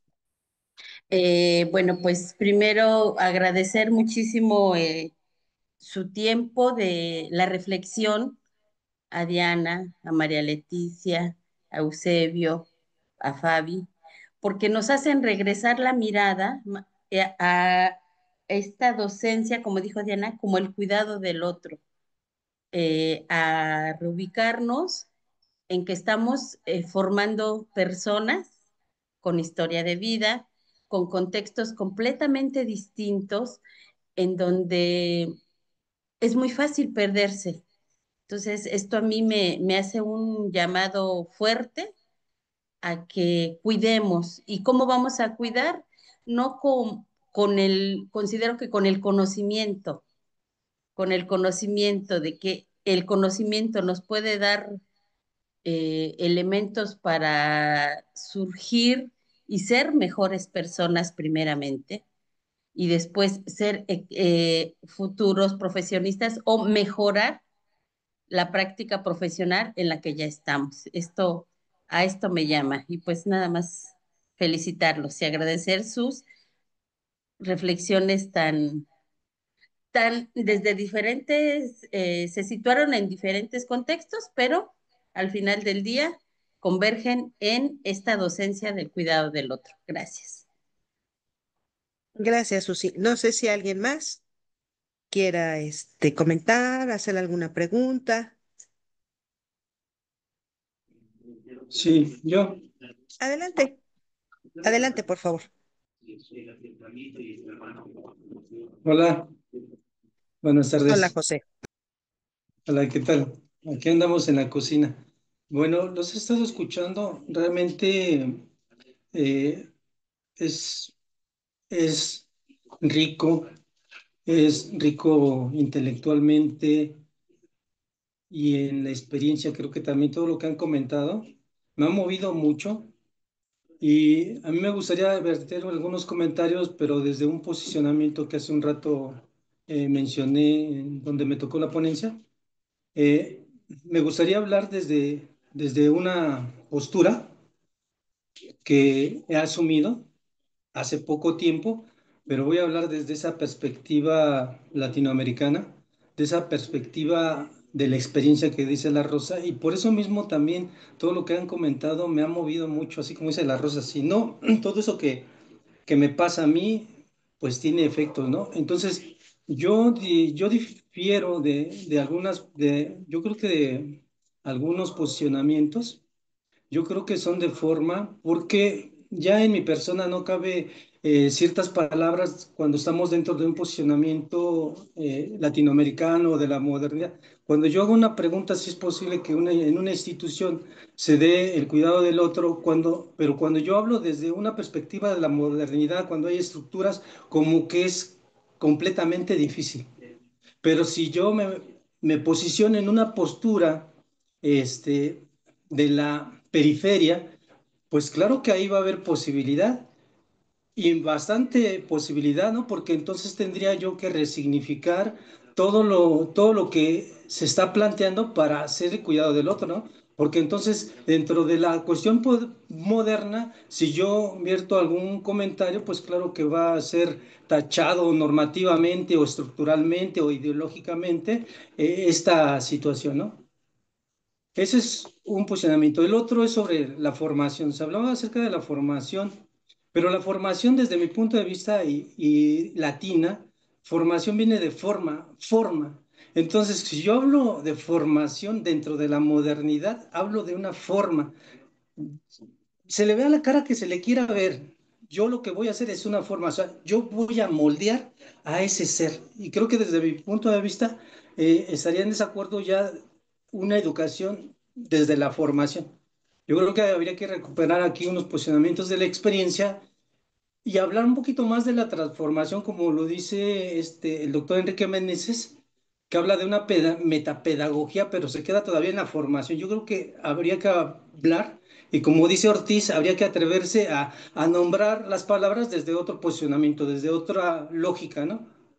No sería una formación, sería una transformación, sería una educación transformadora, no una educación formadora.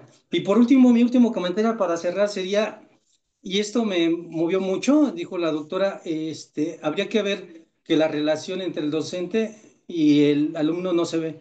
Dice Melish que nosotros somos relaciones, ¿no? Entonces me quedé pensando, entonces si nosotros somos relaciones, o sea, el ser humano es relación, y si esa relación entre el docente y el alumno no es una relación cordial y del cuidado del otro y todo, pues claro que voy a vivir, si el ser humano es relación, pues imagínense cómo voy a vivir si no hay una buena relación entre el docente y el estudiante. Pues nada más sería todo. Muchas gracias. Muchas gracias, José. Este, déjenme ver si hay alguna otra pregunta. No, agradecimientos, felicitaciones, lo cual agradecemos mucho. Eh, bueno, quisiera abusar de la palabra con este último comentario de José, porque también me movió algunas cosas, porque él hablaba de que dentro de esta posicionamiento moderno no es posible pensar más allá de la institución. Pues resulta que es en el pensamiento moderno donde la idea de proyecto, futuro y revolución surge. O sea, es ahí precisamente. Entonces, también desde esa lógica se puede pensar. Hay otras, digamos que hay otros lugares de colocación desde donde se piensa lo revolucionario, la transformación, que evidentemente es distinto en el pensamiento latinoamericano, pero es ahí donde surge. Y gran parte también del pensamiento decolonial proviene del marxismo que surgió en la modernidad y que surgió en Europa. Entonces, creo que también creo que yo que habría que repensar en este asunto. Y por último, el asunto de la formación, pues depende desde qué tradición. Precisamente por eso la tradición alemana habla de la Bildung, porque está pensado no en ese formateo del que se piensa en otras tradiciones, sino más bien en esta apertura del ser. Entonces, bueno, era lo que quería comentar. No sé si Leti, si Eusebio, si Dianita quisieran cerrar ya con este tiempo que nos queda y cerrando, por favor, esta mesa que creo que ha sido muy rica.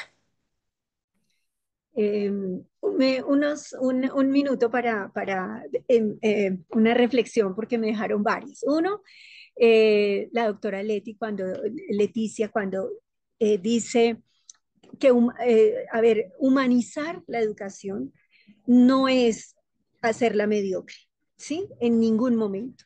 Humanizar la educación, creo yo, es hacerla posible y reconocer al otro. ¿Sí? Lo otro es la formación. Para mí, una cosa es la educación transformadora. La educación debe propender por transformar. ¿Y transformar qué? El sujeto, nuestras subjetividades, la historia que tenemos, lo cultural y moverla. Es decir, ser diferente, hacer esos mundos posibles de los que hemos hablado acá. Pero definitivamente, cuando yo hablo de formación, no hay una forma, no hay una sola forma de entenderlo. Podemos hablar de la formación como moldear. Yo lo cojo como una vasija de barro y lo moldeo a lo que yo quiero. Pero también está esa, digamos, si lo hablamos así en una metáfora, y es el de la semilla. Yo lo veo más por ese lado. Es decir, ¿qué es eso que yo cuido cuando soy semilla o cuando veo a mi estudiante como semilla y cómo le doy las condiciones para que sea, ojalá, el árbol más frondoso y de muchísimos frutos? Entonces, creo que ahí hay una diferencia. Y esa formación para la transformación social, para la transformación cultural, creo que tiene que ver con ese pensamiento crítico, es decir, cómo leo mi realidad. Y definitivamente para leer mi realidad tengo que tener esos saberes que me da la cultura, que me da el conocimiento y poderlo colocar. Pueda que no seamos expertos, pero el saber escribir bien, el saber interpretar el mundo desde lo básico de la matemática, desde las ciencias sociales, creo que es un compromiso, ahí sí como lo decía el doctor Eusebio, político, ético que tenemos nosotros como formadores, como profesores, como docentes, como lo queramos llamar, pero cuando tenemos a cargo un grupo de personitas, definitivamente ahí es nuestra apuesta. Muchas gracias. Muchas gracias, Janita. Leti, Eusebio, Pues ¿quieren ir cerrando, por favor? sí, muchas gracias. Pues mira, yo nada más cerraría con esta reflexión de que tenemos muchas posibilidades y muchas oportunidades cuando estamos con los otros. Cuando finalmente, aunque históricamente nos han delegado esta parte, esta corresponsabilidad de formar a las nuevas generaciones, insisto, el aula es un espacio de gran flexibilidad. Entonces, aparte de repensar nuestra propia formación. En ese mismo sentido que perdón, pero me dejaron un momentito a la nieta y aquí estoy con ella. Ya, Leti. Eusebio, por favor. Gracias. Pues yo creo que hay algunos puntos que son de mucho despliegue, ¿no? Por ejemplo, tendríamos que decir que cuidar es un acto cósmico, ¿no? Es una aventura, es la oportunidad de enfrentar las distancias, las diferencias, las tensiones para darle vida a la vida, vivir la vida como una experiencia única. Y si en esa experiencia única lastimamos o somos lastimados, pues darnos el tiempo para atenderlo y repararlo. Y si encontramos una potencialidad, pues tener la oportunidad de caminar con el otro y descubrir cómo también nos puede enseñar para ser más ricos como individuos, como sociedades y como especie. Entonces, cuidar es un acto de reverencia también ante todo aquello que no controlamos y que no comprendemos del todo. Es asumir que como seres humanos seguimos siendo un misterio respecto a lo que podemos esperar de nosotros y lo que podemos ofrecer, independientemente de nuestras epistemologías o nuestras certezas. Muchas gracias por el regalo de permitirme escucharlas y que me escucharan. Muchas gracias, Eusebio. Pues yo solamente quisiera agregar eh, que el cuidado es lo más humano, es lo que nos humaniza y lo que nos puede permitir construir humanidades otras. También creo que es el cuidado, la posibilidad de construir alternativas frente a esta crisis de la docencia que estamos viviendo. Y es en ese sentido que podemos resignificarlos, tal y como invitaba Leti hace un momento. Pues ya solo me resta agradecer la escucha, agradecer el espacio, agradecer esta conversación tan rica y pues espero que podamos encontrarnos muy pronto. Muchas gracias. Gracias.